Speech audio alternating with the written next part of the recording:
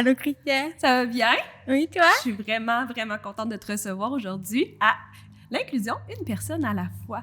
Maude, sûrement qu'il y a plein d'auditeurs qui t'ont déjà vu la binette.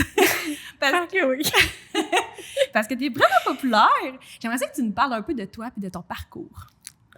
Est-ce que tu veux que je me décrive pour les personnes qui ont une initiation visuelle? Oui, c'est une bonne idée. Hey, puis d'habitude, c'est vrai, puis d'habitude, moi, dans les formations, je le fais. Dans le podcast, j'ai même pas pensé. Ben, regarde, je vais commencer. OK? Pour les auditeurs, aujourd'hui, je suis vêtue d'une chemise bleu mauve avec un pantalon noir. J'ai les cheveux semi-détachés. J'ai les cheveux châtains. J'ai un rouge à lèvres rouge parce que j'ai toujours un rouge à lèvres rouge, quasiment. Et j'ai la peau très blanche ces temps-ci.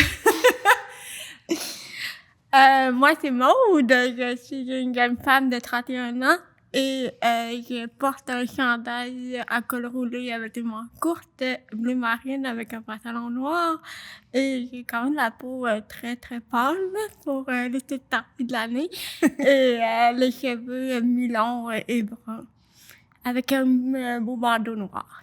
Ouais, je suis vraiment contente que tu l'aies nommé ça, que tu aies nommé le fait, hey, on se décrit dessus. Parce que c'est vrai que d'emblée, d'habitude, je le fais, puis avec le podcast, j'y ai même pas pensé. Puis le monde, à chaque fois, ils font comme, mais qu'est-ce qu'elle fait? Pourquoi qu'elle se décrit?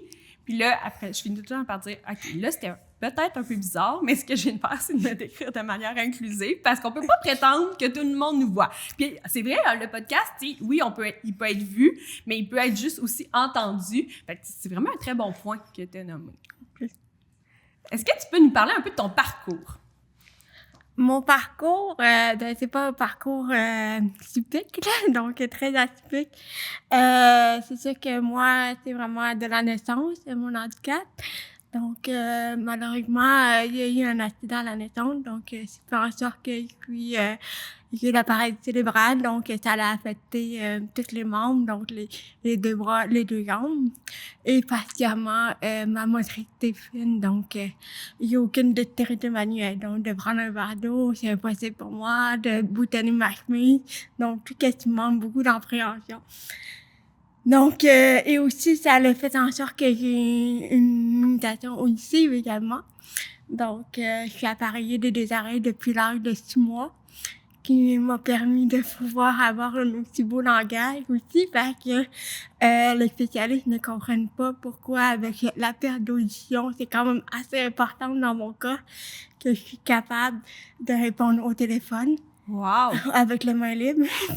Puis surtout qu'à 6 mois, tu sais, que tu avais déjà des appareils, c'est quand même rare, ça aussi, je pense.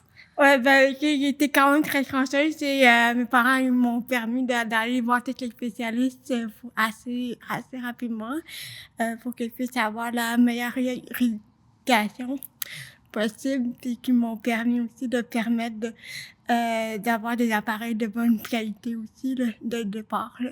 Wow! Et aussi un trouble de langage parole associé à tout ça avec l'appareil cérébral aussi. Donc souvent c'est plus un trouble de la parole. Souvent mais les gens mélangent les deux. Donc un trouble de la parole, c'est vraiment relié à l'appareil cérébral. Donc les muscles du visage sont paralysés ou plus affectés, qui fait en sorte que le message rentre très bien au cerveau, mais une fois qu'on veut prononcer certains mots, certains sons, mais ça sort de façon imparfaite. Mais c'est très bon, hein? On t'entend vraiment, vraiment bien. On t'entend vraiment, vraiment bien pour vrai. Oui, là, c'est ça. Mais c'est quand même un gros travail d'orthophonie et beaucoup de thérapie. J'allais à peu près entre 5 à 6-7 rendez-vous par semaine. Quand même. Ouais. Et par la suite, à Marie-Enfant, j'ai fait ma maternelle à Marie-Enfant. Et par la suite, j'ai été dans des écoles spécialisées, donc Victor-Doré, Charbonneau, pour faire justement ma réadaptation et en même temps ma scolarité aussi. C'est que ça a des pour et des contre aussi. Ouais. Mettons, ce serait quoi les pour, puis ce serait quoi les contre? C'est sûr que dans un monde idéal, mes parents ont voulu faire le meilleur choix pour moi aussi. Ouais. Le permettre de faire ma réadaptation sans, en plus, d'adjuster la tâche de j'aurais été dans une école régulière, il aurait fallu que je fasse ma réadaptation après l'école. Ouais, ça aurait Donc, été plus ça exigeant. ajoute un autre planning aussi Ouais. d'organisation, puis familiale. Puis aussi, ben, le fait de permettre... c'est sûr que à l'époque aussi, les écoles régulières n'étaient pas très bien adaptées aussi. Et il y avait très peu de services dans les écoles pour soutenir les enfants qui avaient des besoins particuliers aussi, là, à ce niveau-là aussi. Ce qui fait en sorte que le compte dans tout ça, c'est plus, je l'ai vraiment plus perçu quand je suis arrivée au secondaire. Mais quand j'ai vu que, ben, j'étais comme dans un milieu très, très protégé, donc toujours avec côtoyer toujours des adultes, donc quasiment mes meilleurs amis étaient mes intervenants. J'avais des amis, mais on côtoyait toutes sortes de types de handicap, mais vraiment dans un environnement très contrôlé, qui fait en sorte que quand on sort à l'âge de 21 ans dans l'école spécialisée, ben, on se rend compte que c'est pas vraiment ça la vie à l'extérieur de le bâtiment. Donc, t'as trouvé que finalement, tu sais, peut-être que le milieu était comme tellement inclusif que quand tu sortais du milieu, que là, tu faisais « Oh, OK, oui, dans le centre, c'est inclusif, mais là, je me rends compte que la société, là, elle est peut-être pas autant que je pensais. » Non, effectivement, c'est comme si, je rentrais dans une jungle. Ah ouais, à ce point-là? Oui, à ce point-là, vraiment. Puis là, c'est plus vers l'âge de 15-16 ans, là, où que là, je me suis qui comme ado, puis c'était un peu rebelle dans le sens que je me disais, je peux pas que je suis en situation de handicap, je veux un travail, je veux un appartement, je veux une vie, entre guillemets, normale. Ouais. Fait que c'est là que je me suis dit, bon, ben, je vais en profiter avec les intervenants que j'ai, de faire le plus possible pour que je sois autonome à 100%. Mais là, je me suis rendu compte que c'était impossible, là. Il y avait trop de temps. Fait qu'il a fallu que je fasse le deuil de dire, OK, je peux jamais être 100% autonome. Puis là, à savoir c'est quoi les options qui sont offertes à moi. Puis là, c'est là que j'ai vu que la société était vraiment pas faite pour accueillir une personne en situation de handicap à tous les niveaux, là, au niveau architectural, que ce soit d'avoir un logement accessible, adaptable. Les attitudes aussi, les politiques, tout. Oui, exactement. Fait que ça a été un gros choc à ce niveau-là, là, de dire, OK, là, je m'en vais dans quelque chose de gros, puis il va falloir que je me batte pour faire valoir mes droits, puis ça, là aussi. Puis, tu sais, ça devrait pas être le cas. Non, c'est ça. C'est ça, hein? Tu sais, ça devrait pas être « OK, faut que je me batte pour des droits que j'ai le droit parce que, tu sais, c'est un droit, justement, là. » Puis là, tu te sentais vraiment comme dans une jungle que là, OK, faut que je me batte, puis il faut que j'avance. Puis que, dans le fond, tous les obstacles qui se présentent à toi, mais t'as quand même persévéré, là, t'as quand même avancé dans cette jungle-là.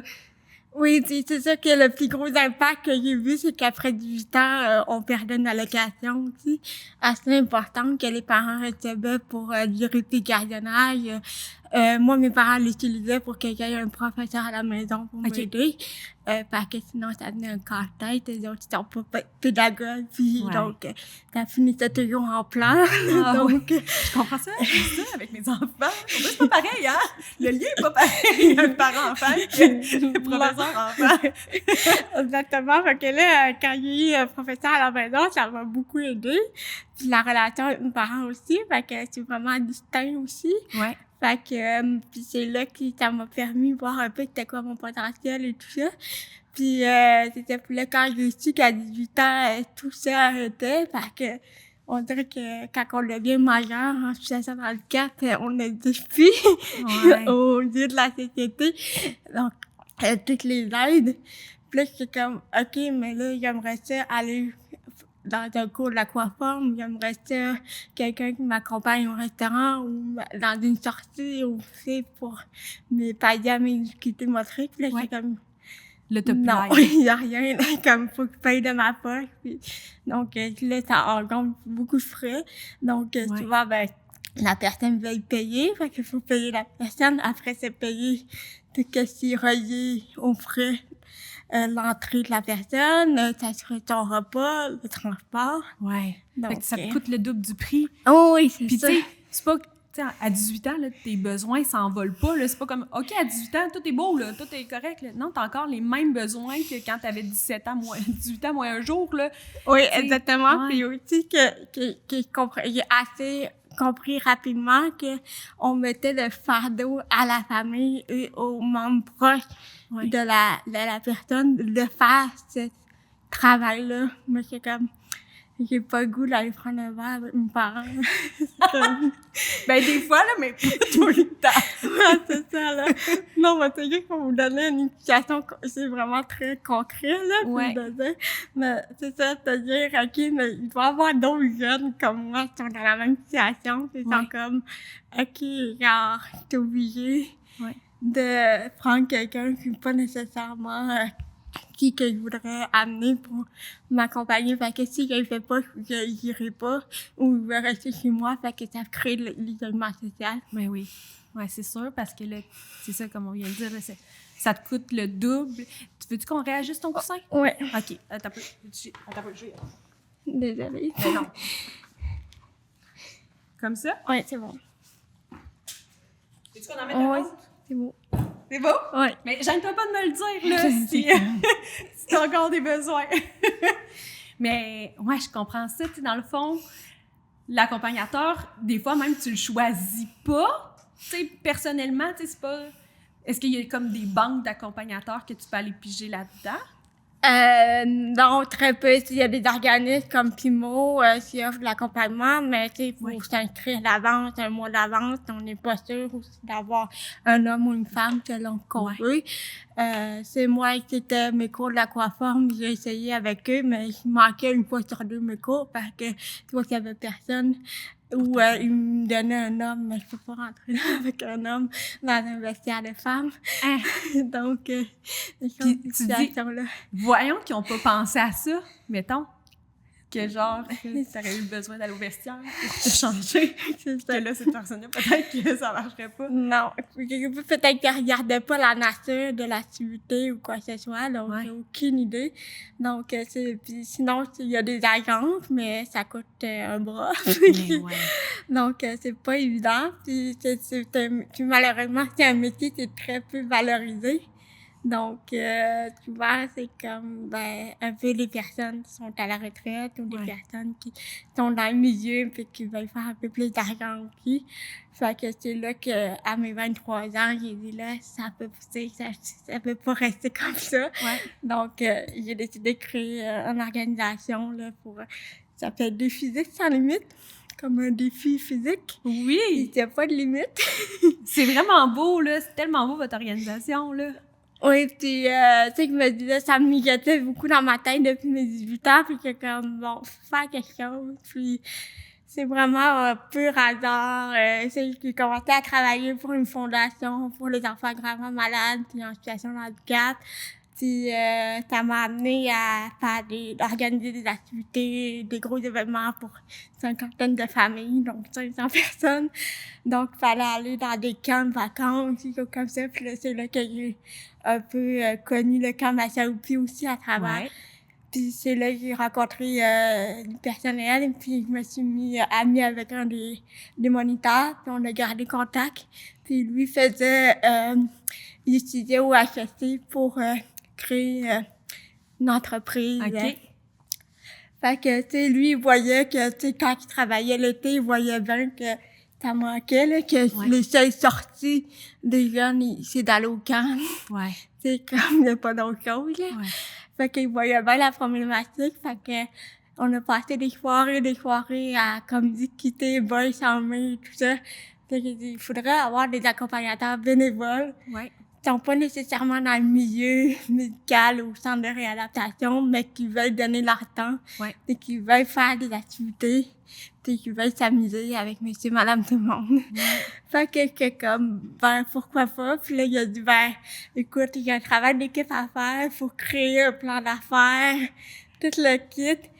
On va prendre ton modèle. J'étais comme, ah ouais. C'est ça? Mais j'étais comme, oui, là, c'est pas une entreprise, ça semble plus à nos BNL, on fera pas de profit, là. J'étais comme, là, il dit, oh, c'est pas grave, puis il y aurait peut-être pas une bonne note, mais c'est pas grave, il va le faire.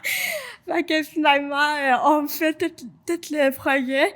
Puis on fait comme une exposition avec tous les autres membres de l'équipe de la classe. Ils font chaque présente leur projet.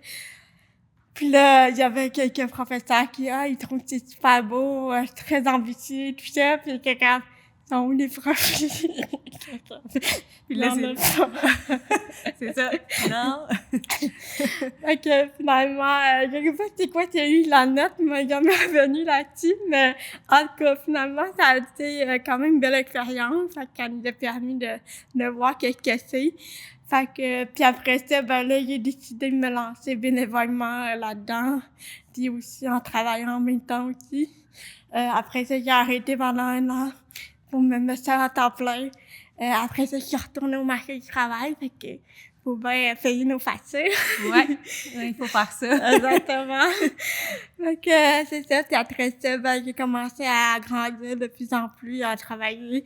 Puis après ça, depuis 2021, là, je suis vraiment un peu plus à temps plein aussi. Puis, justement, trouver des partenaires, justement, pour m'aider à financer tout ça. Puis aussi, à faire grandir mon bébé, comme on dit. C'est fait beau! En 2021, on est devenu officiellement un OBNL. Ah, félicitations! C'est tellement une belle histoire! Tu sais, je savais même pas que c'était né d'un projet d'école. C'est hot? Oui, vraiment. Puis que c'était pas ça le cadre, là. Le cadre, c'est comme créer une entreprise privée, puis que finalement, vous avez été rebelle. J'ai une anecdote très, très drôle à vous raconter. C'est vraiment quand on est parti de l'organisation, puis il fallait bien, comme on voulait ouvrir un compte de banque. Fait que moi et mon partenaire, on est allé à la banque Scotia et on avait pris rendez-vous, tout le kit, on avait montré le plan d'affaires et on était tous préparés. On a passé 1 heure avec le métier, le conseiller et tout, pour se rendre compte que quand on est sorti du bureau, il nous avait ouvert un compte conjoint. Ah! Non! OK, le gars, il avait vraiment pas compris. Non, t'as pas compris.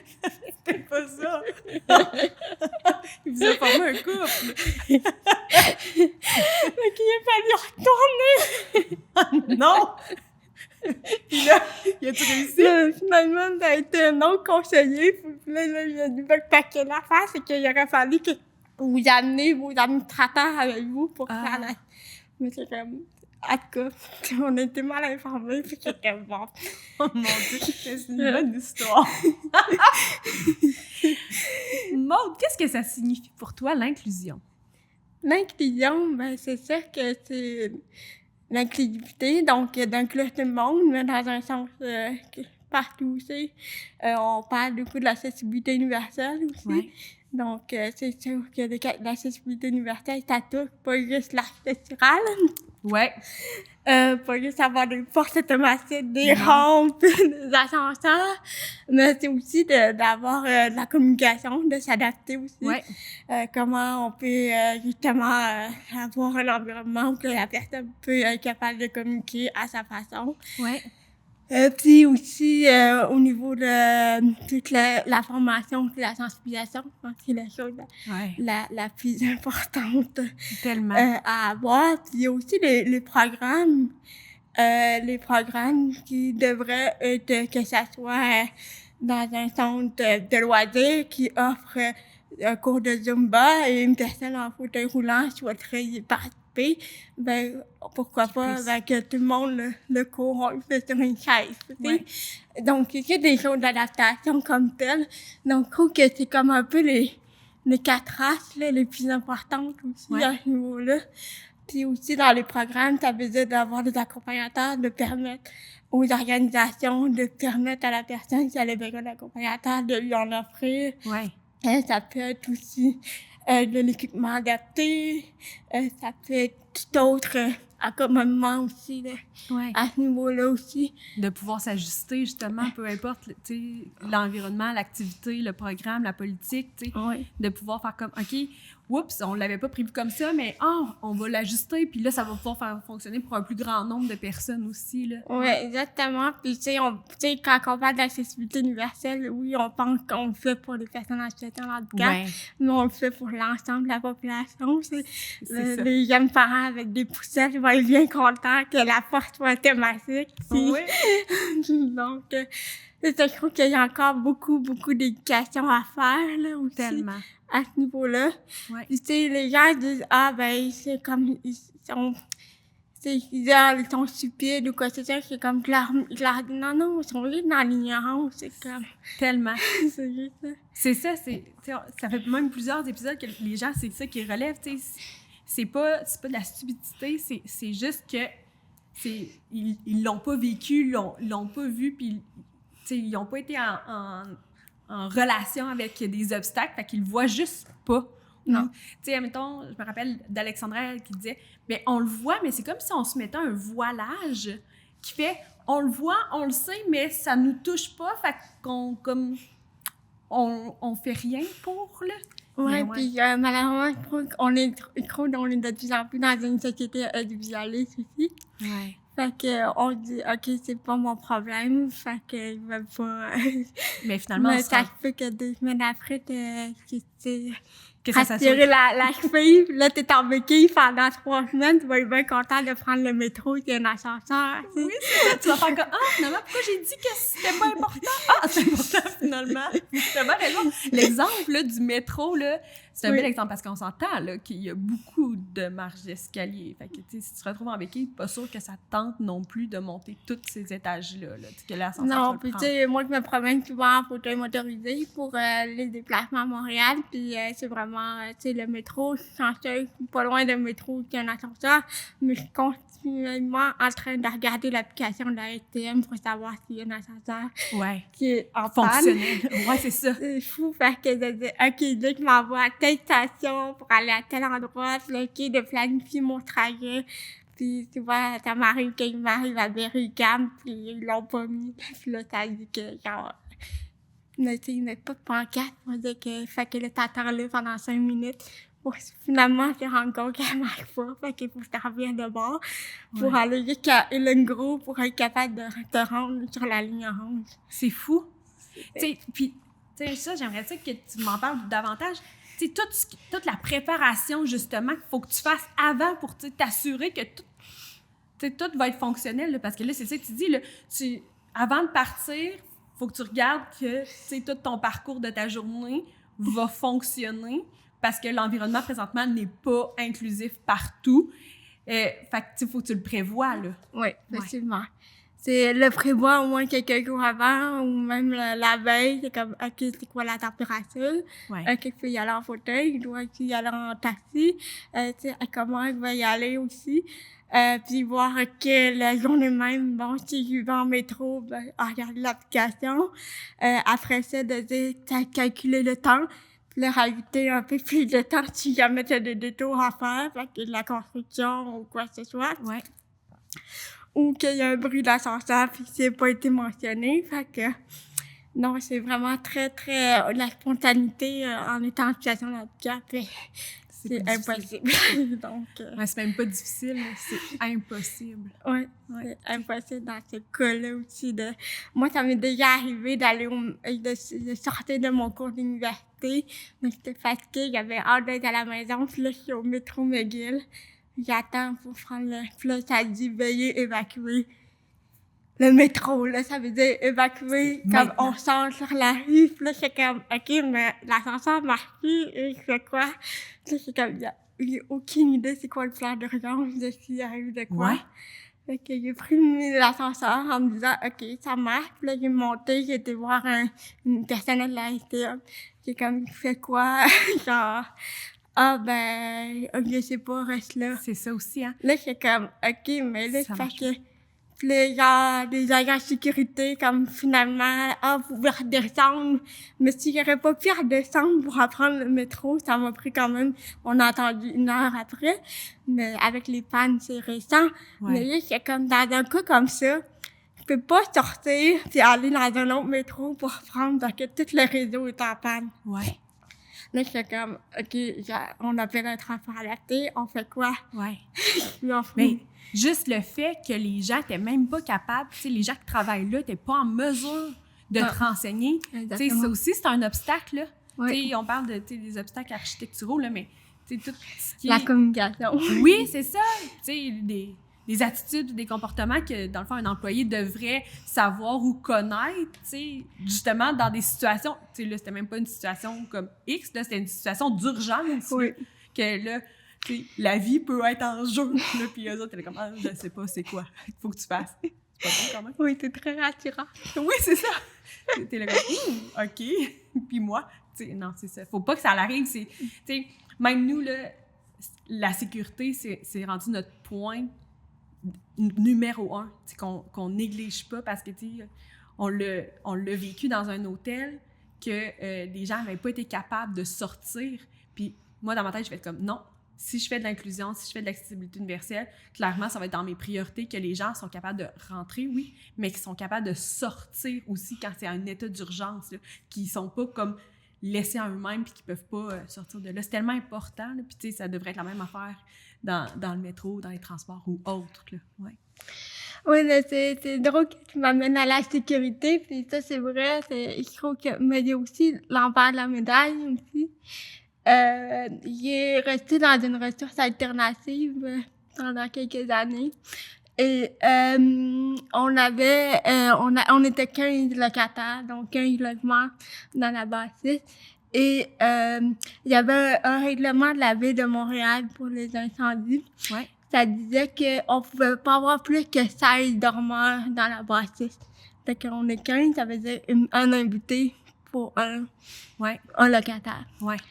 Fait que là, on trouvait, c'était comme, là, on commençait à avoir des chums et des blondes. Ouais. Fait que là, ça commençait à être compliqué. Puis là, quand j'ai commencé à sortir avec mon copain, là, j'étais rendue, il fallait qu'il demande la permission. Oh, mon Dieu! Pour qu'il vienne coucher chez moi. Puis là, j'étais comme, tu vois, c'est comme, genre, la direction se sentait comme un peu les maîtres d'hôtel de dire, OK, oui, toi, non. Oh, mon Dieu! Puis, c'est ça pour dire que j'avais essayé de changer le règlement, mais c'était pas une mauvaise volonté de la direction, c'était juste un règlement de la Ville de Montréal, parce que justement, il était considéré qu'on était une population vulnérable, puis qu'ils voulaient, entre autres, nous protéger. Ouais. Mais en même temps, ils vous privaient, nos droits ouais. Nos droits aussi. Fait que souvent, il y a des choses qui un peu aberrantes, mais ça existe, là. Ouais. Ce genre de choses-là. Fait que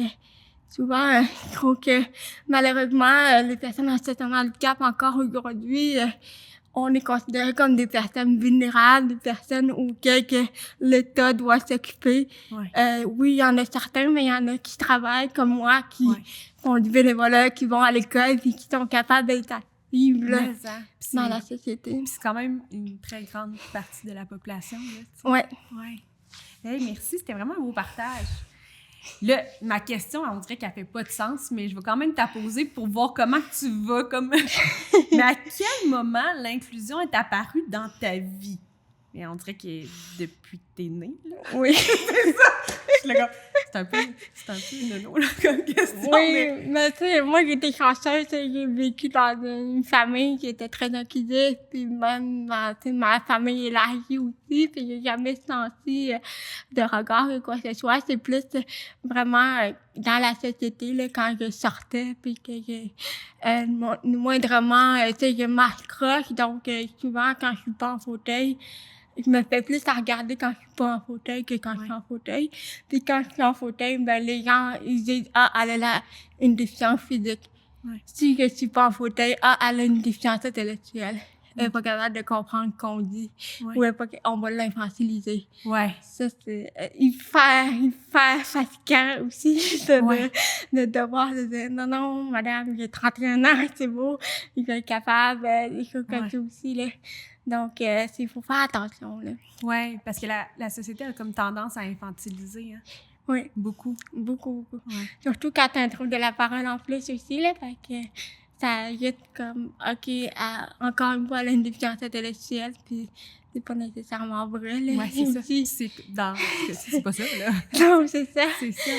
Ouais. Fait que l'inclusion, c'est vraiment, c'est ça que l'impact que j'ai vu, c'est vraiment quand je suis à l'adolescence, là, quand j'ai voulu m'inscrire pour avoir mon premier appartement avec des services à domicile. C'était comme, fallait que je me mette sur la liste d'attente à 18 ans moins une, là, genre, comme, sinon, c'est comme, t'en as pour 10 ans d'attente, là. Ça n'a pas de bon sens. Fait que finalement, j'ai attendu 3-4 ans, mais Quand même. c'est quand même quelque chose aussi. Parce qu'il n'y a pas assez de ressources. Non, c'est ça, il n'y a pas assez de ressources, puis il y a très peu de modèles comme ça pour permettre à des personnes, parce que moi, je suis considérée, avec le nombre d'heures de service, que je pourrais être dans un CHSLD. Oui, mais t'as pas envie d'être dans un Non, c'est ça, CHSLD. exactement. Fait que ça, je me dis, tu sais, pourquoi, au lieu d'avoir juste 10 ou 20 logements pour des personnes, t'as après 25 heures de service par semaine, t'es considéré comme pour aller dans un CHSLD. Alors que les gens, les fonctionnaires, ils comprennent pas que d'aller dans un CHSLD, ça leur coûterait entre 60 et 80 000 juste pour m'héberger. Ouais. Alors que si je reste dans mon appartement, que je paye mon loyer, que j'ai des préposés à domicile qui viennent, ça leur coûterait entre 30 40 000. C'est quand même un bon point là, que t'apportes. Ouais, mais les gens ne savent pas. Oui, mais il faudrait que ça soit plus dit. Hein? Exactement. Fait que, c'est d'avoir des modèles. Puis là, quand j'ai vu, OK, le logement, après ça, l'employabilité. Ouais. Ça, c'est un autre dossier. Aussi, de dire, OK, bon, l'employeur, tu sais, de trouver, tu sais, t'as des organismes pour t'aider à t'orienter, mais il faut quand même que tu trouves l'employeur. Ouais. Il y a pas une bande d'employeurs qui sont là, puis disent, OK, qui lèvent la main tout de suite, là, fait qu'il faut que tu fasses tes preuves. Est-ce que tu as l'impression qu'il faut que tu fasses encore plus tes preuves? Oui. Ouais. Oui. Oui, fait que après ça, t'es en situation de handicap, fait que t'es vraiment capable aussi. Ouais. Puis aussi, on vit beaucoup dans une société de performance, de productivité. Ouais. On veut que tu sois performant et productif maintenant, dès que tu rentres. Ouais, mais même tout le monde, c'est pas ça, là. On a tous besoin d'un moment d'adaptation. Exactement. Mais ouais, exactement. Puis là, c'est comme, OK, puis là, les employeurs sont comme, OK, mais là, je sais pas trop comment faire pour dealer avec les demandes gouvernementales. Puis là, t'essayes de naviguer là-dedans avec des personnes qui sont là pour t'aider. Puis là, fait que là, c'est tout un challenge aussi, puis tu connais pas tous les programmes. Puis tu sais, moi, je me suis toujours intéressée à c'était quoi mes droits, c'est quoi il y avait, mais c'est pas tout le monde, ils sont assez dans le handicap, ils s'intéressent, et qui ont l'énergie puis la volonté de... Puis les capacités aussi d'aller chercher l'information, là, tu sais. On s'entend là, que c'est pas évident d'aller chercher n'importe quelle information. Là, juste, admettons, sur les programmes de financement, les subventions, il y en a tellement, mais en même temps, il y en a tellement, mais on sait pas comment aller chercher puis comment les trouver. Là. Mais est-ce que tu as vu, là, dans les dernières années, une évolution de l'inclusion? Est-ce que tu trouves que, justement, la vision a changé ou tu fais comme, non, justement, je trouve que c'est la même affaire que, là, comme 20 ans ou 30 ans? Ça allait changer. Mais il y a beaucoup de choses qui ont été faites, mais il y en reste beaucoup à faire. Ouais. Moi, je trouve que tu sais, on date des années 80, c'est là qu'on a commencé à désinstitutionnaliser les personnes handicapées, les mettre dans la société. Ouais. Mais la société n'était pas prête déjà en les années 80 de recevoir. Puis là, on est encore en train de rattraper. Oui, parce que tu le disais au début, hein, on est encore dans formation, sensibilisation. Puis là, on parle de 20 ans, puis on est encore dans la même situation aujourd'hui. Oui, exactement. Puis aussi de dire, OK, oui, dans les statistiques, c'est 15 %, mais moi, je sais qu'on est plus que 15 % de la population. Puis on est en plus dans une population de plus en plus vieillissante aussi. Oui. Fait que... dans les prochaines années, c'est plus de 50 % de la population qui va être des personnes vieillissantes. Fait qu'il va en avoir comme des pertes auditives, des pertes visuelles, des pertes que va falloir ajuster l'environnement, les produits, les services pour comme être plus inclusif, pour Parce que ces gens-là, sûrement, ils vont faire comme « Ça marche pas! » Ben oui, ça fait des années qu'on le dit que ça marche pas, mais là, vous le vivez, donc là, on va changer. Oui, exactement. Puis, tu sais, les personnes, ils veulent avoir leur place dans la société. Ouais. Tu sais, moi, j'ai toujours promis l'accessibilité universelle, avoir une participation sociale pleine et entière. Ouais. Mais malheureusement, c'est pas encore le cas, là. Donc, faut se battre, puis encore se battre, puis dire, OK, ben, on lâche pas, puis aussi de continuer le travail qui a été fait avant nous aussi, donc les personnes qui ont un peu défriché le tout. Puis c'est comme, OK, puis de reprendre tout ça, fait que... Puis souvent, on oublie que ça a été fait avant, fait qu'on a tendance à dire « Oh my God! » genre. Fait que c'est ça, je pense qu'il faut reconnaître toutes les personnes, comme Maria Bareilles aussi, qui a vraiment été une pionnière aussi à ce niveau-là, là, de débarquer dans la rue, puis de fermer la rue, puis de dire « Il veut accéder à un transport en commun » ou des choses comme ça aussi. Que c'est surtout le droit des femmes aussi. Oui, c'est parce que ça aussi, ça fait pas si longtemps que ça. Là. Non. Ouais. Puis c'est comme si on l'oubliait que ça faisait pas si longtemps que ça. Oui, c'est ça. Puis on est comme, ben, vu qu'on l'a pas connu, ben, c'est comme si ça l'existait pas. Oui. Un peu comme les gens qui voient pas l'inclusion, tu sais. On l'a pas vécu, fait que ça existe pas. Tu sais, c'est un peu vrai, mais oui, exactement. Puis aussi, je pense que qu'est-ce qui fait le plus mal, c'est l'attitude des gens. Oui. Tu sais? Mais c'est triste. Parce que, tu sais, que me dire ça dans un endroit où que c'est hyper accessible, puis que tout est beau, personne n'a une formation, puis genre le matériel, ils ont tous les programmes nécessaires.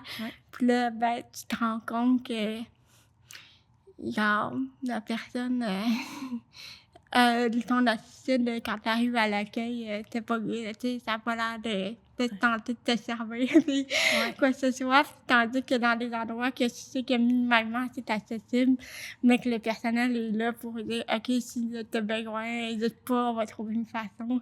Là, t'as le goût d'y retourner, là. Oui, c'est tellement un bon exemple, là. Vraiment. L'attitude des gens, même si tu as un lieu que physiquement, architecturalement est méga inclusif, mais que l'attitude des gens l'est pas, ça va pas fonctionner, là. Tu sais, c'est un tout, là. C'est ça, faut pas penser à juste une affaire, là. C'est un ensemble. Exactement. C'est transversal, là, l'inclusion, là. Ouais, puis le commentaire le plus blessant que j'ai, puis encore, ils ont dit, c'est « Ah, t'es donc bien belle pour une handicapée. » Non, t'as pas des... Non. Oui. Voyons donc. C'est comme Claire répond, il faut être là pour être handicapé. Ben ouais, c'est quoi ça, ce commentaire-là? Oh mon Dieu! Ah oui, c'est quelque chose. Hein? Puis tu leur réponds-tu vraiment ça? Oui. Moi, j'aime ça. C'est parfait comme réponse! Non, mais il faut apprendre à répondre parce que sinon, ça devient infernal. Ah ouais? Oui, c'est ça. Ou des personnes, ça m'est déjà arrivé de leur amour, puis qui est en fauteuil roulant, puis quelqu'un qui m'a donné 10 piastres, comme non, monsieur, vous avez l'air d'en avoir plus besoin que moi. Non, finalement, il a réussi à y redonner, mais c'est comme ce genre de choses-là aussi. Ah, c'est bizarre. Oui. C'est surprenant, mais ça fait c'est ça, les préjugés, puis les biais, t'es là comme... Pourquoi? Tu sais? Puis, tu l'as bien nommé tantôt, tu sais, oui, on a désinstitutionnalisé. Moi aussi, j'ai vraiment beaucoup de misère avec ce mot-là. Mais on n'a pas préparé la société. Tu sais, on aurait dû préparer la société en amont pour que justement les biais et les préjugés s'effacent un peu, tu sais, avec le temps, puis que 20 ans plus tard, on ne soit pas encore en train de parler des biais et des préjugés, parce que c'est encore ça, tu sais. Ouais. On en parle beaucoup, là, justement, des biais et des préjugés. Il y a plein de formations sur ça. Puis là, comme, mais voyons, il me semble que c'est la base, même, ça devrait peut-être même être appris à l'école, là, tu sais, avec les enfants. Puis les enfants, eux autres, ils en ont pas. Préscolaire, là, ils font comme... Il n'y en a pas de biais, il n'y en a pas de préjugés. Là. C'est vraiment au fur et à mesure que ça se bâtit. Oui, puis il y a tellement... En Europe, il y a tellement... Où il y a plein d'endroits, d'autres pays qui font... J'avais été Bruxelles, puis j'avais été dans une organisation, puis ils nous avaient montré une formation d'éducation pour les enfants, pour montrer comme c'est quoi le handicap. Puis à l'école, il y a capoté que comme il faut faire ça au Québec, puis j'avais ramené toute la documentation. C'est vrai? Puis à l'époque, ambassadrice pour le 375e anniversaire de Montréal, puis j'avais ramené ça dans mon rapport qu'il devait faire, là, parce que mon voyage exploratoire, c'était aller à Bruxelles. Puis, exactement. Puis là, c'est là, fait que j'ai capoté, c'est comme, genre, si les Européens sont capables de le faire, on peut le faire, là, c'est nos cousins, c'est que, fait que, c'est ça, finalement, ça a un peu, ça a traîné dans le tiroir encore, mais c'est quelque chose que j'aimerais ça faire un jour, mais je trouvais ça bien parce que c'est comme, on commençait de la maternelle, à ce niveau-là. Mais ils sont tellement curieux, tu sais, nous, la semaine passée, avec ma meute d'enfants, on est allé souper avec Denis Laliberté, qui est venu dans le podcast, puis pour mes enfants, là, c'était comme vraiment normal, puis c'est ça qui est super beau, parce que ça l'est normal.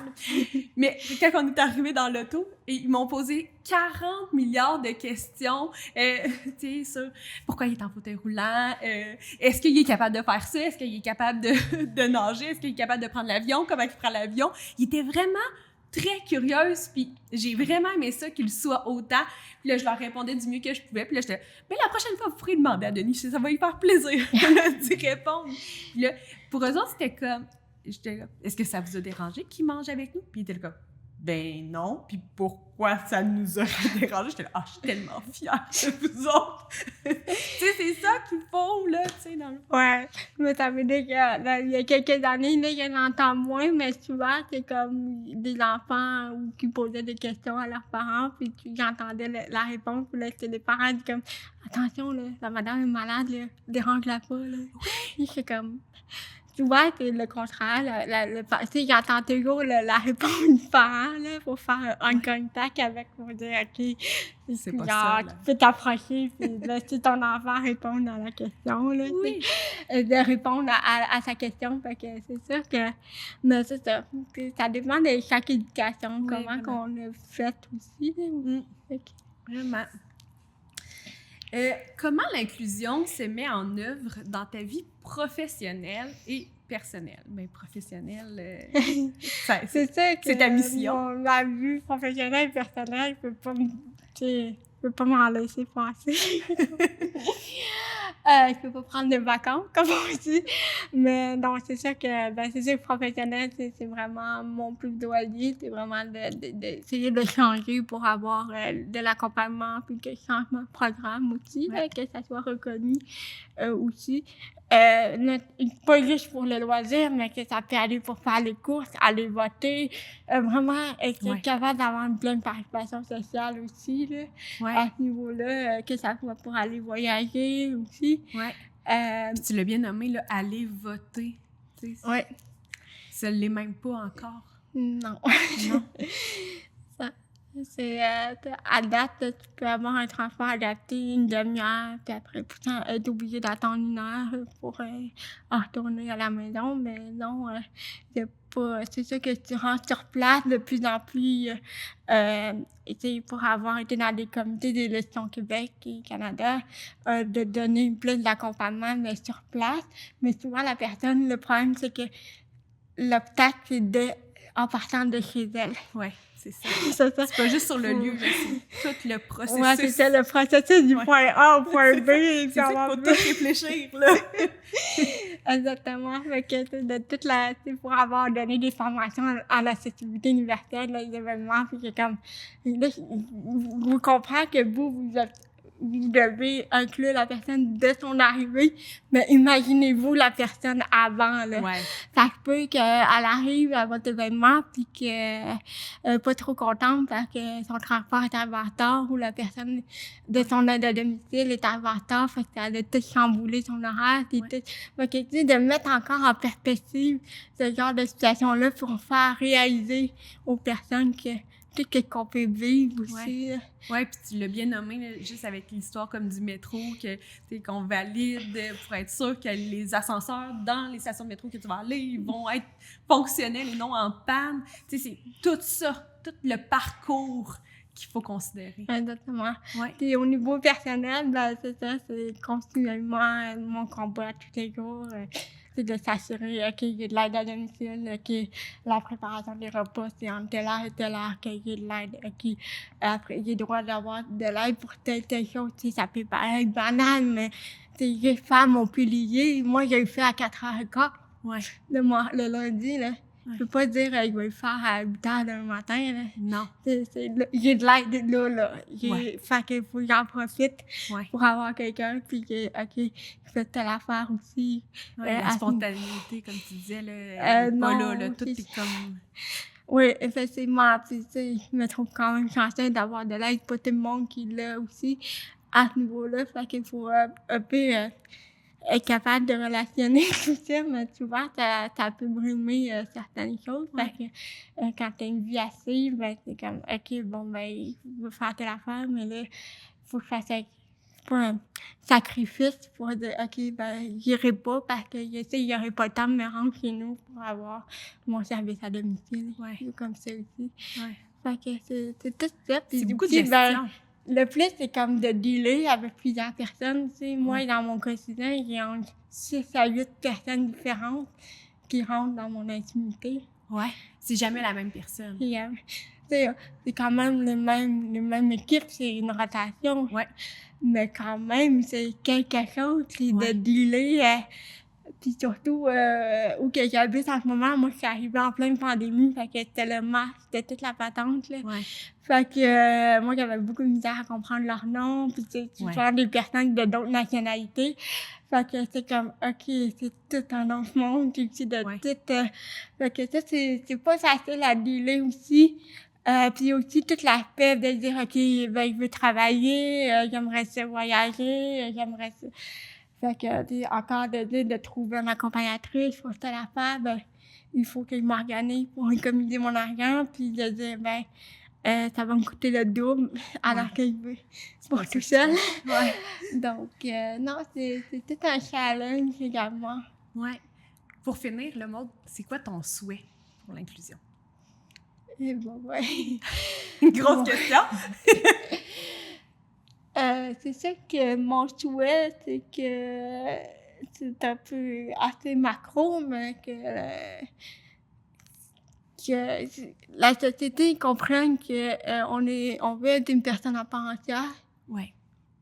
C'est comme la base. Oui. Ouais. Mais que cette base-là n'est pas encore là. Ouais, exactement. Ouais. Tant qu'on n'aura pas fait mis la base, je pense pas qu'on va pouvoir atteindre plus haut. aussi. Mais je pense que ça demande une volonté de nos décideurs, des différentes instances gouvernementales aussi, là, pour dire, OK, pour essayer de cadrer ça aussi. Ouais. Fait que, non, c'est ça d'avoir c'est une société plus inclusive, puis une société aussi, tu sais, qu'on peut vivre, mais comme normalement. Ouais. Ouais. Ouais. C'est un beau souhait. On se le souhaite. Oui. Merci, Maude. C'était vraiment un beau moment. Merci pour tes partages. Ça fait plaisir. Merci de m'avoir reçu. Ben, ça fait plaisir.